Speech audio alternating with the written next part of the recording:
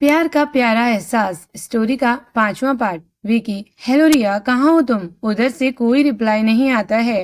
विकी परेशान हो जाता है और कॉल डिस्कनेक्ट करने ही वाला होता है कि उधर से कुछ आवाज आने लगती है। खुद को बहुत स्मार्ट समझती है। बच्ची हमें दे दे वरना ऐसी हालत करूंगा। इतना कहते ही रिया उसे एक थप्पड़ मार देती है। दूसरा लड़का मानवी की तरफ बढ़ने लगता है। रिया गुस्से में चीखती हुई, दूर रहो, खबरदार जो मानवी के पास आए। फोन पर रिया की ऐसी आवाज सुनकर विकी परेशान हो जाता है। ओह गॉड, ये सब क्या हो रहा है? मुझे जल्दी वहां पहुंचना होगा। विकी जाने लगता है तो यूवी उसे रोक कर कहता है, कहाँ जा रहा है?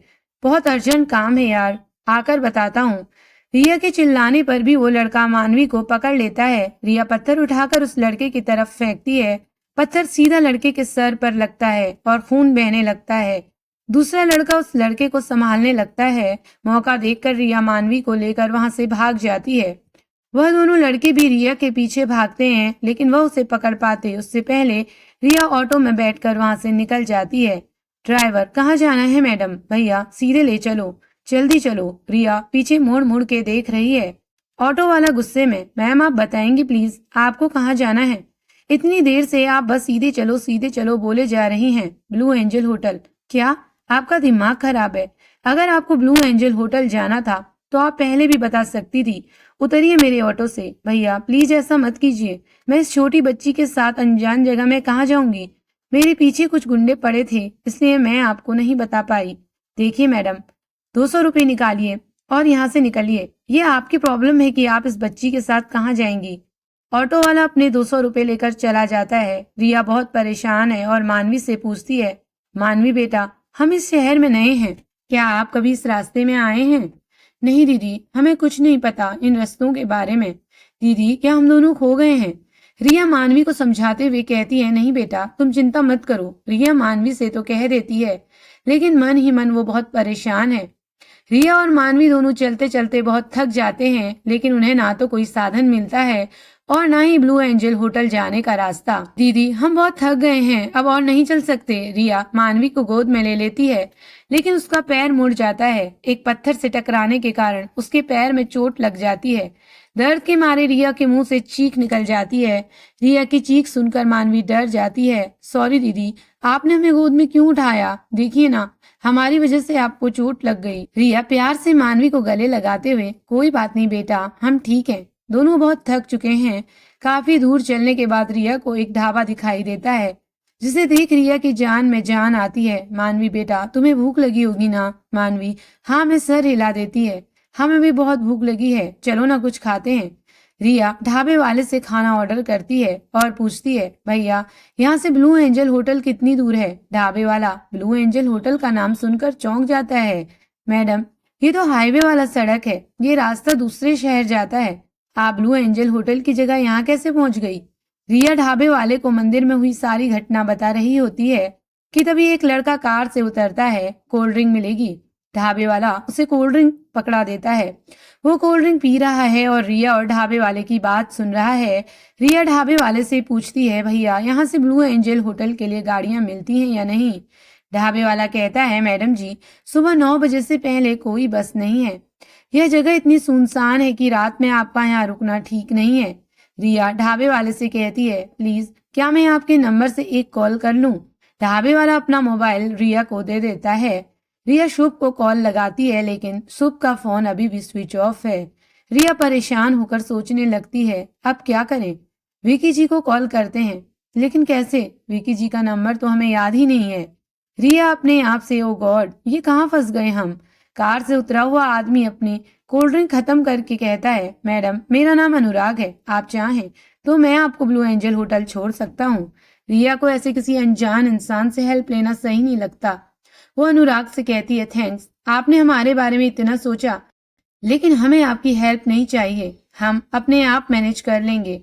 ढाबे वाला कहता है, मैडम रात होने वाली है और मैं भी अपना ढाबा बंद कर दूंगा। इस सुनसान सड़क में इस बच्ची के साथ आप कहाँ जाएंगी? सर, अगर आपकी हेल्प करना चाहते हैं तो आपको उनसे हेल्प ले लेनी चाहिए। रिया अपने मन में सोचती है, तभी मानवी बोल पड़ती है, दीदी चलो ना, अंकल की कार में ही चलते हैं, अब मैं और नहीं चल सकती। रिया के पास और कोई रास्ता नहीं बचता। रिया अनुराग की हेल्प ले लेती है। अनुराग गाड़ी का दरवाजा खोलते हुए, थैंक यू मिस, हम पर भरोसा करने के लिए। आप टेंशन ना लीजिए, मैं बहुत अच्छे घर से हूँ। मेरा इंटेंशन सिर्फ आपकी हेल्प करना है। रिया को उसकी बातें बड़ी अजीब लगती हैं, लेकिन वो उससे कुछ नहीं कहती। बस माता रानी का नाम लेती है और कार में बैठ जाती है। इतना चलकर थकने के कारण मानवी रिया की गोद में सर रखकर सो जाती है। रिया कार की खिड़की से बाहर की तरफ देख रही है। थकान तो उसे भी बहुत है, लेकिन डर के मारे उसे नींद नहीं आ रही है। अनुराग कार में गाना चला देता है और रिया से कहता है, मैंने तो आपको अपना नाम बताया, आपने मुझे अपना नाम नहीं बताया। क्या नाम है आपका? रिया मिश्रा। रिया बस इतना कहकर चुप हो जाती है। ओह वाओ, हम दोनों ही मिश्रा हैं। मेरा नाम भी अनुराग मिश्रा है। मैं आज ही जयपुर से मुंबई लौट रहा हूँ।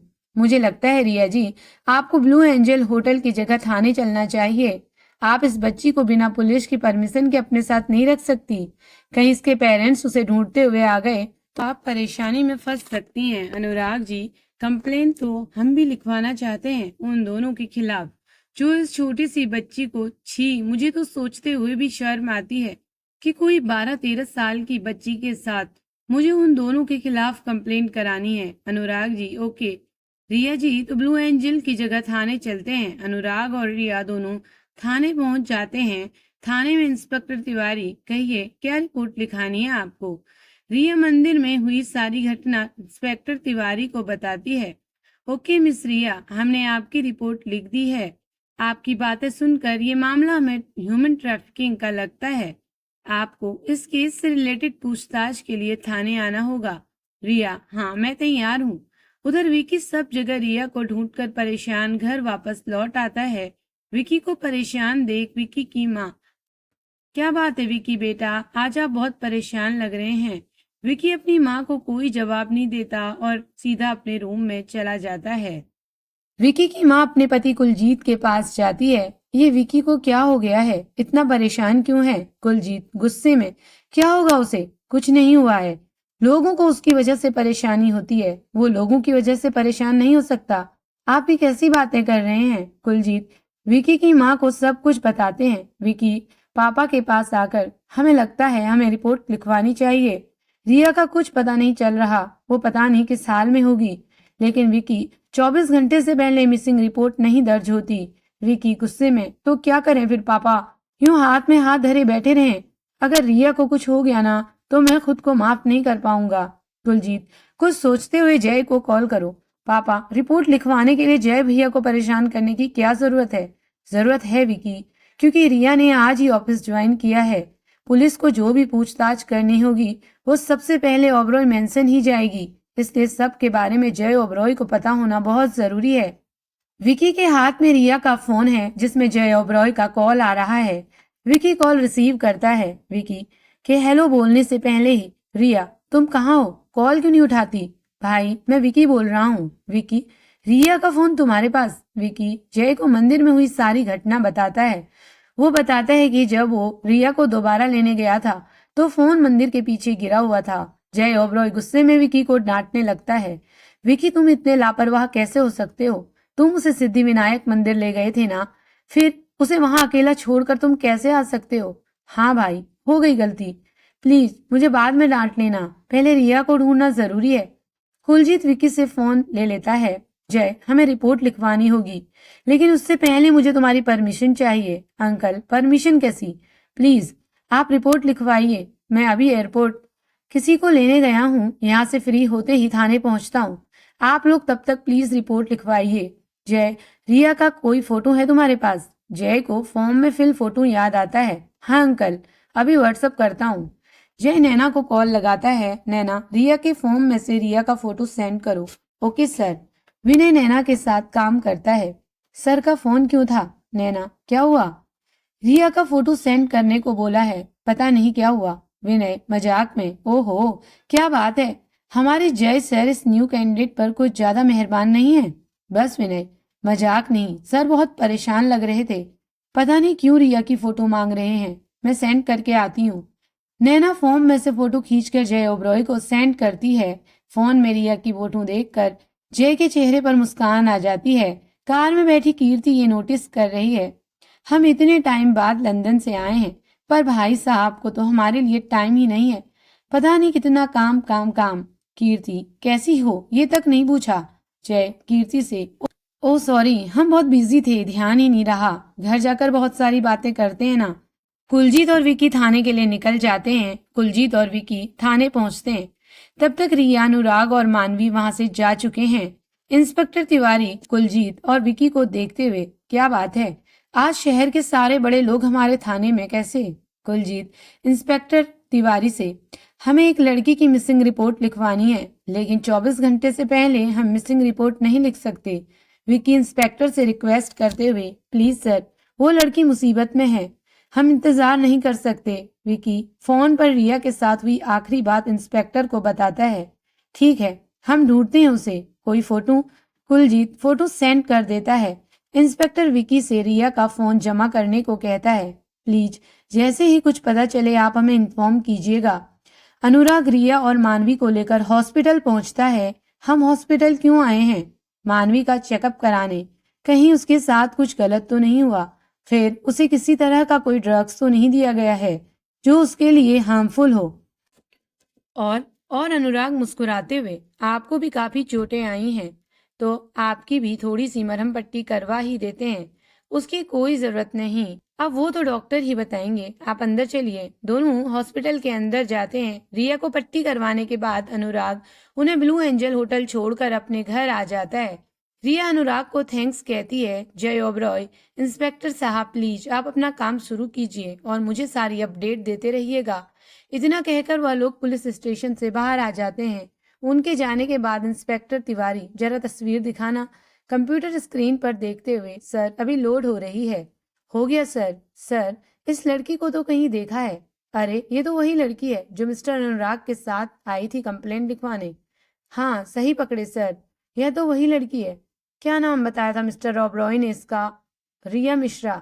इंस्पेक्टर सिग्नेचर चेक करता है। मतलब किडनैपिंग वाली लड़की और एफआईआर वाली लड़की एक ही है। तो सर जल्दी से उनको इन्फॉर्म कर दीजिए कि लड़की मिल चुकी है। इंस्पेक्टर तिवारी नहीं तावड़े, रिया ने कुछ और एफआईआर लिखवाई थी, फिर ये लोग उसे किडनैपिंग का केस क्यों बता रहे हैं? पर सर, पर कुछ नहीं, कल सुबह हम ओबरॉय इंडस्ट्रीज पूछताछ के लिए चल रहे हैं, उसके बाद सब कुछ अपने आप क्लियर हो जाएगा। जय ओबरॉय घर पहुंचता है। दादी कीर्ति को अपने हाथों से खाना खिला रही है। क्या दादी माँ, इतने सालों बाद तो हम घर आए और आपने सारा खाना भाई की पसंद का बनाया है। This is not fair. अरे जय ने मुझसे कहा था कि आज मैं उसका फेवरेट खाना बनाऊं। उसने मुझे कहाँ बताया था कि आज तुम वापस आने वाली हो। कोई बात नहीं, आज खा ले, कल से तेरी पसंद का बनाऊंगी। दादी अपने हाथों से कीर्ति को खाना खिलाती है। जय खाना खा बेटा, तुझे क्या हुआ है? कुछ परेशान सा लग रहा है। खा ही तो रहा हूँ दादी माँ। कीर्ति दादी माँ को वो जय से चुप रहने का इशारा करता है। बाकी के शब्द कीर्ति खाने के साथ ही निकल जाती है। क्या हुआ, तू चुप क्यों हो गई? कुछ नहीं हुआ दादी माँ, इसे तो आदत है हर वक्त बकबक करने की। कम से कम खाते वक्त तो अपना मुंह बंद रखा कर। भाई अगर मुंह बंद रखूंगी तो खाऊंगी कैसे? हा हा, नाइस जोक।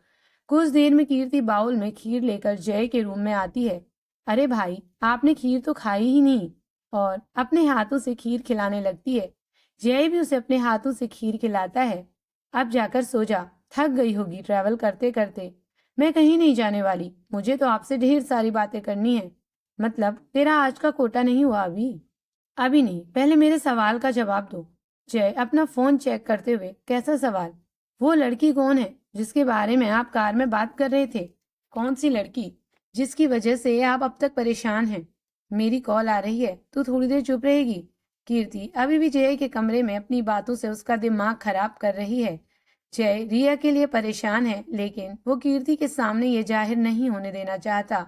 सुबह के 7 बज रहे हैं। मानवी की नींद खुल जाती है। मानवी खुद को अनजान जगह में देखकर डर जाती है, लेकिन फिर रिया को देखकर उसे जोर से हक कर लेती है।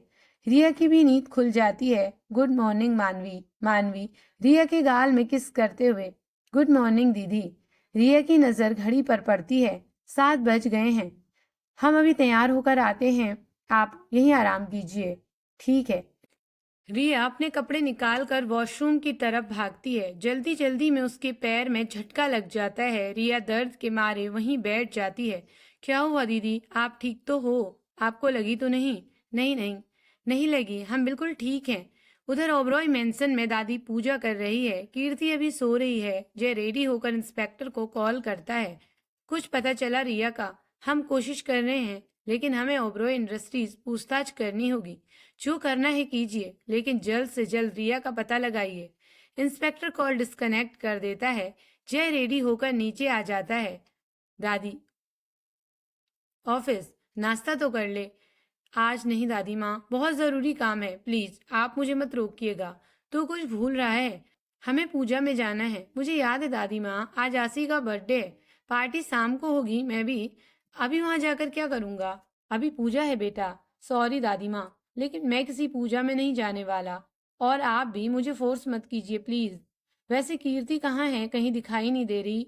अब तक उठी ही नहीं है। उसे उठाइएगा भी मत, आराम करने दीजिए, काफी थक गई है। ओके दादी, बाय बाय। इंस्पेक्टर तावड़े गाड़ी निकालो। लेकिन जाना कहाँ है सर? ओबरॉय इंडस्ट्रीज। कुछ देर में पुलिस ओबरॉय इंडस्ट्रीज पहुंच जाती है। गार्ड उन्हें अंदर नहीं जाने देता। देखिए, कल इस ऑफिस से एक एम्प्लॉय का किडनैप हुआ है। हम उसी सिलसिले में पूछताछ करने आए हैं। हमारे रास्ते से हटिए। गार्ड मिस्टर ओबरॉय को फोन करता है। मिस्टर ओबरॉय उन्हें अंदर भेजने की परमिशन देता है। पुलिस को ओबरॉय इंडस्ट्रीज में देखकर हर एक इंसान हक्का बक्का रह जाता है। इंस्पेक्टर रिसेप्शनिस्ट से कहता है, कल इस ऑफिस से एक एम्प्लॉय का किडनैप हुआ है। हम उसी के सिलसिले में पूछताछ करने आए हैं।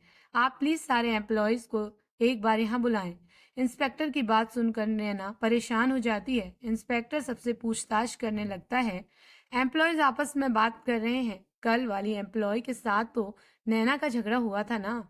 इंस्पेक्टर ये बात सुन लेता है। मानवी, जल्दी जल्दी खाओ बेटा, हमें लेट हो रहा है। दीदी, आप कहाँ जा रही हो? मुझे छोड़कर? अकेले में मुझे बहुत डर लगता है। आप प्लीज मेरे साथ रहो ना। आपके पैर में भी तो चोट लगी है, आप आराम क्यों नहीं करती? रिया प्यार से मानवी के सर में हाथ फेरते हुए कहती है, आपको डरने की कोई जरूरत नहीं है। हम आपको छोड़कर कहीं नहीं जा रहे हैं, लेकिन हमें थोड़ी देर के लिए जाना है। उसके बाद हम आ जाएंगे। फिर हम दोनों शॉपिंग पर चलेंगे। आपके लिए न्यू न्यू कपड़े खरीदने हैं। मानवी अपने कपड़ों की तरफ देखकर, ये कपड़े आपके हैं? और क्या? और यहाँ किसके कपड़े आएंगे? दीदी, तुम इतनी छोटी फ्रॉक कैसे पहन सकती हो? रिया मुस्कुराते हुए, सही कहा आपने। ये फ्रॉक तो हमें आएगी नहीं, क्योंकि ये फ्रॉक तब की है जब हम 5 साल के थे। हमारे जन्मदिन पर हमारी माँ ने दी थी। इतना कहकर रिया चुप हो जाती है। क्या हुआ दीदी, आप चुप क्यों हो गई? रिया बात बदलते हुए, मानवी, आप कितने सवाल करती हो? अब आप हमारी बात ध्यान से सुनिए। हम दरवाजा लॉक करके जा रहे हैं। आप खुद से कहीं नहीं जाएंगी जब तक हम नहीं आ जाते, समझ गई ना? और आपको अगर भूख लगे तो टेबल में खाना रख दिया है, खा लीजिएगा। पुलिस अभी भी ओबरॉय इंडस्ट्रीज में है।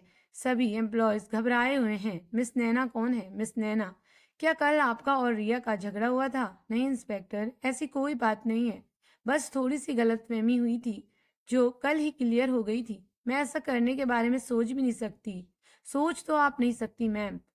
आपकी होशियारी आप पर कितनी भारी पड़ने वाली है, इसलिए जितना पूछ रहा हूँ बस उतने का जवाब दो। रिया ऑफिस पहुंचती है। विनय की नजर गेट में आई रिया पर पड़ती है। विनय उसे पहचानने की कोशिश करता है। ऐसी मिसअंडरस्टैंडिंग, पूरी बात बताइए। विनय सोचते हुए, ये तो कल वाली न्यू कैंडिडेट लग रही है। विनय के फेस पर बड़ी सी स्माइल आ जाती है। वह गुस्से में इंस्पेक्टर को घूरते हुए, इंस्पेक्टर साहब, अब आपको पूरी बात तो मिस रिया ही बताएंगी, कहते हुए विनय मेन गेट की तरफ इशारा करता है। सबकी नजरें मेन गेट की तरफ हैं। खुद को इस तरह देखता पाकर रिया को थोड़ा अजीब महसूस हो रहा है। ऑफिस के अंदर आकर वो इंस्पेक्टर तिवारी को देखती है। रिया हैरानी से, हमने तो आपको ऑफिस का एड्रेस दिया ही नहीं, फिर आप यहाँ कैसे? उन दोनों का कुछ पता चला? इंस्पेक्टर मुस्कुराते हुए, नहीं रिया जी, हम तो यहाँ किसी और केस के सिलसिले में आए हैं। ओह सॉरी, हमें लगा कि आपको सॉरी बोलने की कोई जरूरत नहीं है रिया जी, क्योंकि ये केस भी आपसे रिलेटेड है। रिया हैरानी से, मतलब क्या है आपका? हम कुछ समझे नहीं। मिस्टर जय ओबरॉय ने आपकी किडनैपिंग की रिपोर्ट लिखवाई थी, उसी की पूछताछ करने के लिए हम यहाँ आए हैं। वाट, मेरी किडनैपिंग? कल दोपहर से जब आप गायब हो गई थी तो इन लोगों ने आपको ढूंढने की बहुत कोशिश की। आपके ना मिलने पर इन्होंने आपकी मिसिंग रिपोर्ट करवाई। उसी के सिलसिले में हम यहाँ पूछताछ करने आए हैं। यहाँ आकर पता चला कि इन मैडम से आपकी कुछ बहस हो गई थी। रिया और इंस्पेक्टर की बात सुनकर सभी लोग कंफ्यूज हो जाते हैं। रिया को देखकर जय ओबरॉय के फेस में बड़ी सी स्माइल आ जाती है, लेकिन उन दोनों की बहस को वो नहीं समझ पाता। रिया गुस्से में इंस्पेक्टर को घूरते हुए, आपका दिमाग खराब है। रिया नैना को उन दो लेडी कांस्टेबल के बीच से उठाती है। आप बहुत अच्छी तरह जानते हैं हम कल कहाँ थे और हमारे साथ क्या हुआ। फिर आप यहाँ आकर इन लोगों को क्यों परेशान कर रहे हैं? इस लड़की से बेवजह के सवाल पूछकर इसकी इंसल्ट कर रहे हैं। नो नो, आप गलत समझ रही हैं मैडम। हम तो यहाँ ये पता लगाने आए थे कि कल जो आपके साथ हुआ उसमें और किडनैपिंग कंप्लेंट में कोई कनेक्शन तो नहीं? कहीं किसी ने जानबूझकर आपके साथ कल ये सब तो नहीं किया? रिया गुस्से में इंस्पेक्टर को उंगली दिखाते हुए, हम बहुत अच्छे से समझ रहे हैं कि आप क्या करने की कोशिश कर रहे हैं, लेकिन हमने कल रात ही आपसे कह दिया था कि मानवी के केस को बिल्कुल भी घुमाने की कोशिश मत कीजिएगा। आप गलत समझ रही हैं मैडम। यहाँ खड़े होकर इन लोगों से पूछताछ करने और हमें समझाने से बेहतर होगा कि आप उन दोनों को ढूंढिए। इंस्पेक्टर गुस्से में, आपको ये सब बताने की जरूरत नहीं कि मुझे मेरा काम कैसे करना है। रिया अपने दोनों हाथ बांध करके बोलती है, बताना जरूरी है इंस्पेक्टर साहब, क्योंकि अगर आपको आपका काम पता होता तो आप यहाँ आकर अपना टाइम वेस्ट करने की जगह उन दोनों को ढूंढ रहे होते। आप मेरी इंसल्ट कर रही हैं रिया जी। रिया नैना की तरफ इशारा करते हुए, अभी आपने जो किया उसका क्या? आप नहीं जानती कि आप किससे उलझ रही हैं? अपनी इस वर्दी का रौब वहां दिखाइए जहां इसकी जरूरत है, हमारे सामने नहीं। जय मन में सोचता है, ये लड़की पूरी पागल है। ये ऐसे शांत होने से रही, मुझे ही कुछ करना होगा। जय ऊंची आवाज में, all of you back to your work. सभी एम्प्लॉयज अपना अपना वर्क स्टार्ट करते हैं। इंस्पेक्टर, हम मेरे कैबिन में चलकर बात करते हैं। ओके। जय ओबरॉय और इंस्पेक्टर कैबिन में चले जाते हैं। रिया नैना के पास आकर, आई एम सॉरी, मेरी वजह से आपकी इतनी इंसल्ट हुई। It's okay, I can understand. तुम्हारे पैर में ये चोट कैसे लगी? ये तो बहुत लंबी कहानी है, बाद में सुनाते हैं आपको। ओके, वैसे भी तुम्हें अभी सर के कैबिन में जाना चाहिए। ओके रिया। रिया धीरे धीरे अपने कदम बढ़ाकर जय ओबरॉय के कैबिन में जाने लगती है। नैना रिया की तरफ बढ़ते हुए, चलिए मैं आपको छोड़ देती हूँ। नहीं, हम चले जाएंगे, इसकी जरूरत नहीं है। वह तो दिख रहा है, अब चलें। ओके। नैना रिया को जय के कैबिन तक ले जाती है। Thank you, you are welcome. Naina चली जाती है। रिया डोर नॉक करती है। Me I coming sir? Yes coming. Riya पैर लचकाते हुए कैबिन के अंदर आती है। ये देख जय ओबरॉय तुरंत उठकर रिया का हाथ थामकर उसे चेयर में बैठा देता है। ये क्या हुआ तुम्हारे पैर में? और परवाह की निगाह से रिया को देखने लगता है। रिया को जय की आंखों में अपने लिए परवाह नजर आती है। दोनों की नजरें मिलती हैं। रिया अपनी नजरें हटा लेती है। हम ठीक हैं, आप परेशान मत होइए। इंस्पेक्टर मिस रिया से, आपको हमारे साथ थाने चलना होगा। उन दो लड़कों का स्केच बनवाना है और आपका मोबाइल आपको देना है। रिया कुछ बोलती उससे पहले ही जय ओबरॉय, रिया कहीं नहीं आएगी इंस्पेक्टर, ये रिया का वर्किंग टाइम है और मैं इस टाइम मिस रिया को कहीं जाने की परमिशन नहीं दे सकता। आप स्केच वाले को यहीं भेज दीजिए, रिया यही स्केच बनवा लेगी। मैं अपना एक एम्प्लॉय भेजता हूँ, वो रिया का मोबाइल ले आएगा। आगे की स्टोरी जानने के लिए पार्ट 6 जरूर देखिए। Thank you for watching.